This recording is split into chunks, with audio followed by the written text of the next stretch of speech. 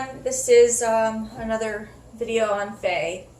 So I kind of have this already set up. We attempted to do the beginning of this and then my phone died. So this has already been set up. It's to invite salamanders, since that's what we're going over today. And the best way to learn is by actually seeing it, I guess. So this is my little portable, it's technically a summoning circle, but today it's an invitation circle, because I don't summon Fae. We just kind of invite them into the house. And if they want to show up, they can. If they don't have to. So first I'll go over what the Fae look like and stuff like that. Salamanders, I have no origin history on. It's one of those things I've never been able to find. They're just kind of throughout everywhere. They are typically diminutive or tiny in size, but they can change their size on a whim. That doesn't mean they can be giant or huge or anything like that. They typically are lizard-like in shape or humanoid. They also may be in the form of orbs. These orbs are typically a lot smaller and brighter than the orbs you see that are spirits. These are more like sparks.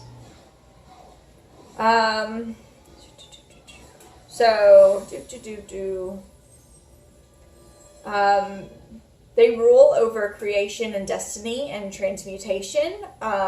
Their animal correspondence is lizards, newts, and salamanders. In old Renaissance magic and some other cultures, the eyes of these animals were used in cauldron divination and in brews having to do with divination and destiny. The tails of these animals were used in brews having to do with transmutation, transformation spells. In some mythology, it was the salamanders that taught man how to make fire and how to control it.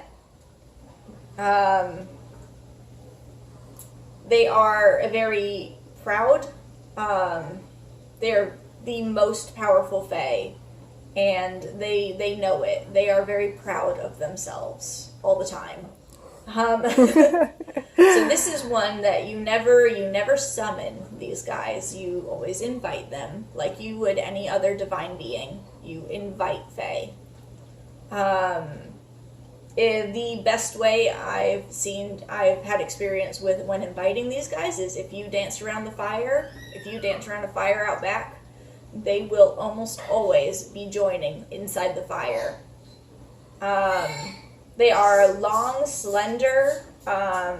When they take human form, they can be male or female. So I've seen a lot. Most of the time I see them, they're female.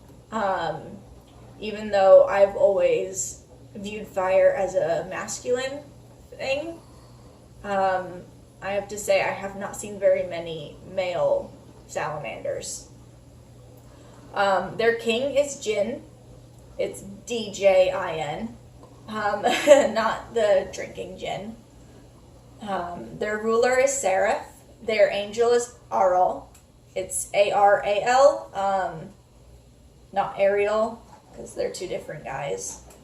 Their archangel is Michael. Their cardinal direction is south, which is why everything I have faces south.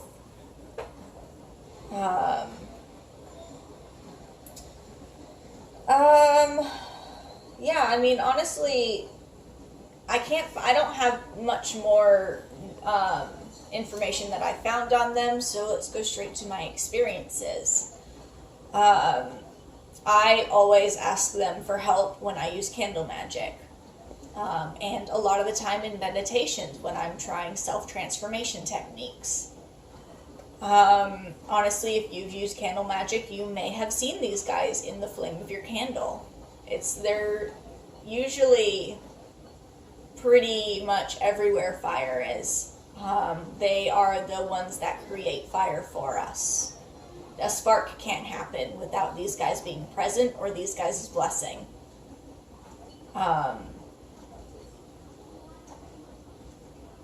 I don't know if you guys have seen anyone in the fire yet, but I've noticed that every time I'm praising them, the fire goes, "Yay, us!" Again, that very proud people.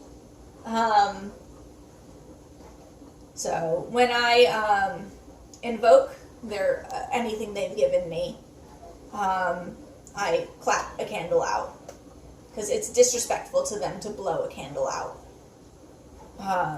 And when we're both kind of at a good place and you're like, okay, we're good, you can let us leave, we can take off, I use a candle snuffer to snuff out the flame. That way I'm not spreading or using any of the power that they have provided or brought with them. I'm not stealing their energy. And it's a very respectful way to leave. So if you want to work with salamanders, I suggest getting one of these. Salamanders are also known as drakes, I believe, in some cultures.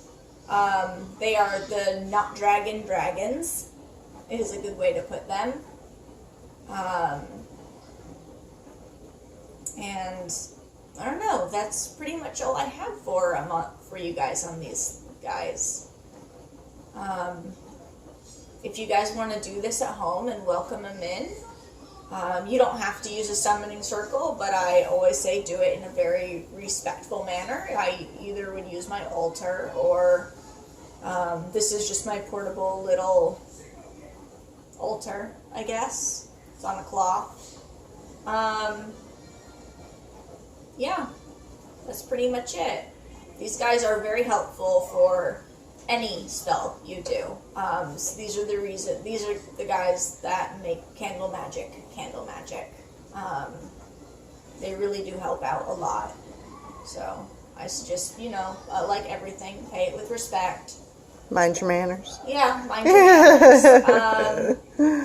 I haven't ever met with the king of these guys. I call on them a lot. I, use them a lot. But the king and I haven't met, so I haven't really gotten that far with them. But they are definitely an awesome ally to have. All right.